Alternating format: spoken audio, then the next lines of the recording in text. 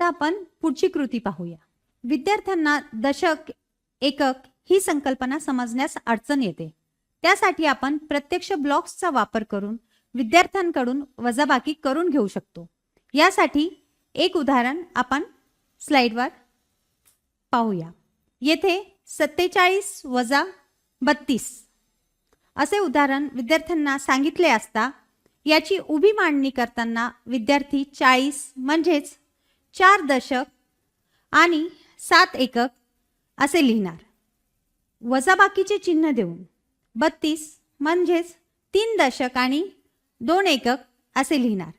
यामध्ये विद्यार्थ्यांना समजून सांगायचे आहे की सर्वप्रथम एककच्या घरातील वजाबाकी करायची आहे आणि नंतर दशकाच्या घरातील वजाबाकी करायची आहे। संख्यांची वजाबाकी करताना एककाच्या घरातील 7 वजा 2 यासाठी 60 ठोकळे दिलेले आहेत। त्यापैकी आपल्याला 2 ठोकळे कमी करायचे आहेत। ते कसे कमी करणार ते आपण आता पाहूया।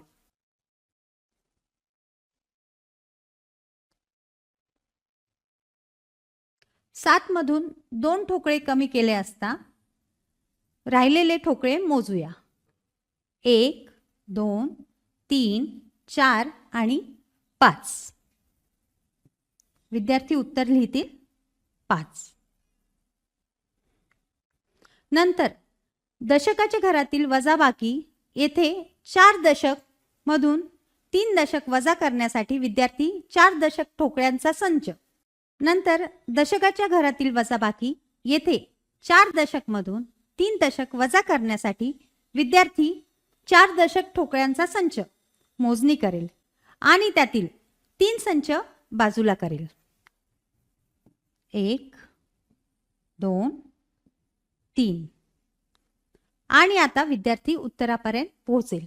किती संच शिल्लक राहिला तर 1। अशा पद्धतीने विद्यार्थ्यांकडून जास्तीत जास्त उदाहरणे सोडवण्याचा सराव आपण करून घ्यावा। आता पुढची कृती आपण पाहूया।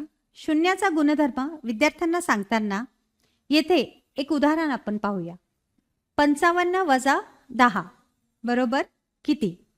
या ठिकाणी एककाच्या घरात 5 दिलेले आहेत, म्हणजे 5 ठोकळे आपल्याला दिलेले आहेत। त्यातून 0 वजा करायचा।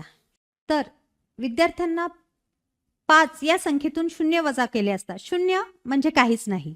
5 या संख्येतून 0 वजा केले असता उत्तर तीच संख्या राहील असे विद्यार्थ्यांच्या लक्षात येते।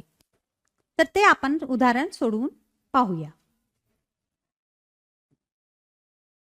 आपल्याला आता दशकाच्या घरातील वजाबाकी करताना 5 दशक मधून 1 दशक कमी करत असताना येथे 5 दशक संच दिलेले आहेत।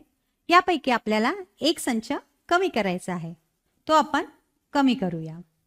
5 दशक संख्येतून 1 दशक वजा केले असता उत्तर 4 मिळते आणि आपल्याला उत्तर मिळते 55 वजा 10 बरोबर 45।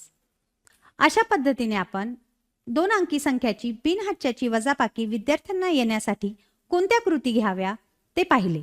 यासोबतच आपण गणित साहित्य पेटीचा वापर करून सहाध्यायी अध्यापन म्हणजेच पीअर लर्निंग, ग्रुप लर्निंग, विषय मित्र, गल्ली मित्र यांच्या मदतीने सुद्धा छान पद्धतीने अध्यापन करू शकतो। अशा पद्धतीने अध्यापन केल्यास विद्यार्थ्यांमध्ये गणित विषयाची भीती दूर होते। तर पुन्हा भेटूया पुढील पाठात। धन्यवाद।